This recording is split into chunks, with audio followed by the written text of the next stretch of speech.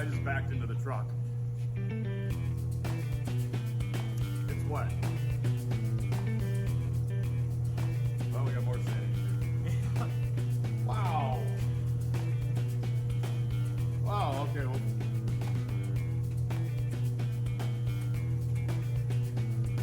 okay.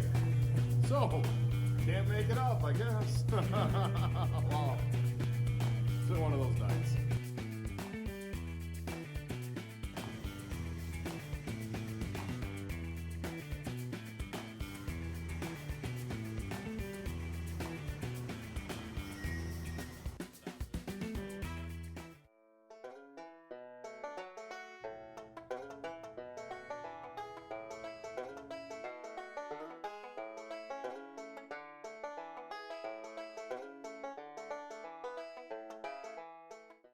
Here we are on a beautiful Friday night.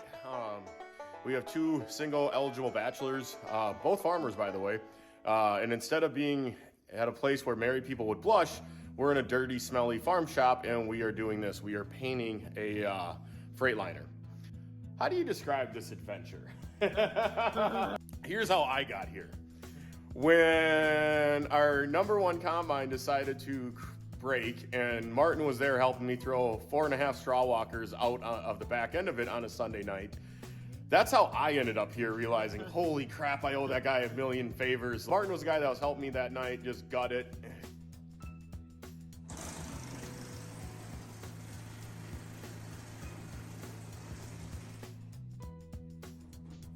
Well, we are just about ready to shoot paint. We've been sanding here the last couple nights, so this has kind of been my evening project, help Martin.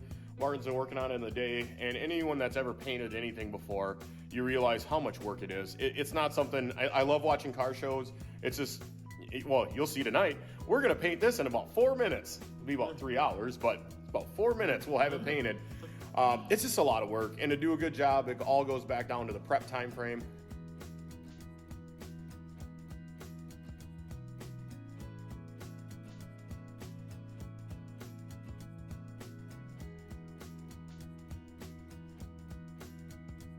We're ready to pull the trigger and go. So the goal here tonight is get it all blue for the last time. We kind of got primer down, the base coat's down, and I haven't filmed a whole lot of this project just because it's been just shut up and work. It really has. Just, why are you talking? Keep sanding. I don't want to listen to you. I want to hear a DA going. You'll hear a lot of painters talk about how painting's not bad. It's all the prep work going into it. And there's one thing I never realized on a Freightliner cab is how many pop rivets are in them, and sanding around every one of the pop rivets. The hood, piece of cake. The pop rivets, well, we're at this point. The way I like to look at it, that's the way all hot rodding started. Two hillbillies out in the back of a shed just trying to make something cooler than it was. Yeah, that's the way I like to look at it. So here we go. We're gonna start laying paint, and heck yeah.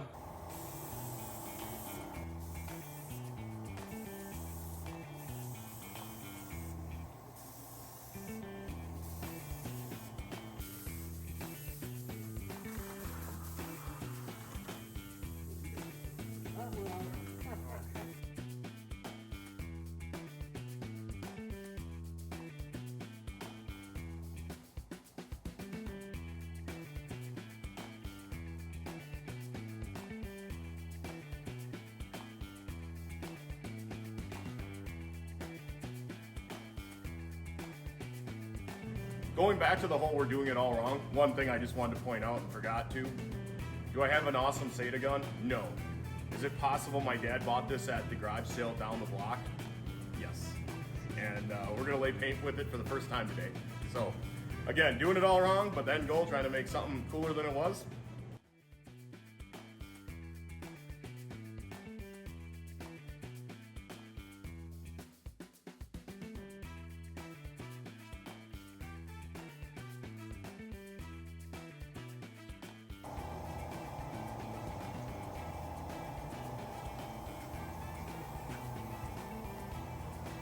Scared. We're at that perfect point of good coverage right before a run hits.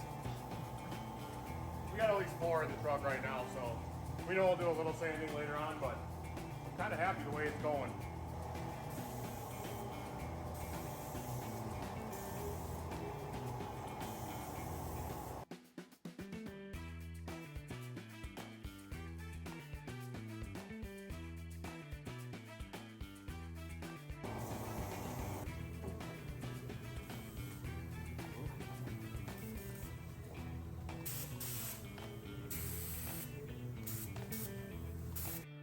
said that bottom's through. Yeah.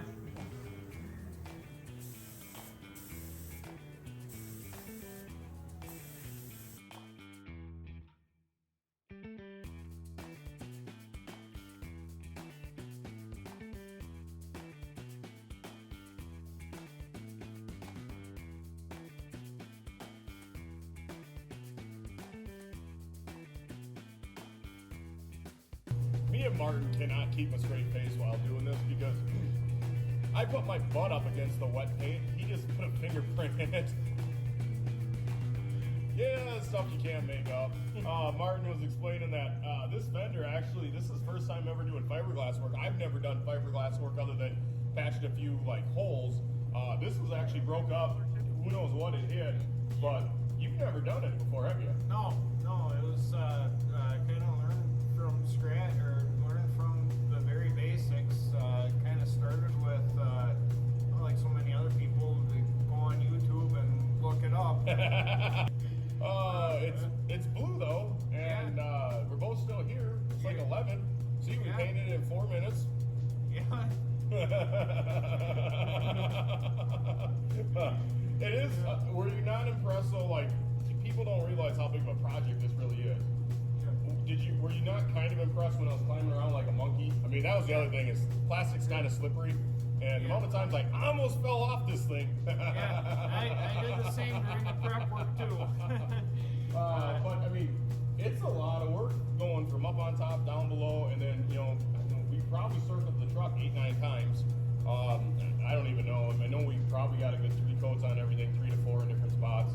Yeah. But I mean, by the time you go each time up on top, down below, I mean, were you not amazed how much more crawling around and just moving? Like in that 3 hours, we never really quit moving.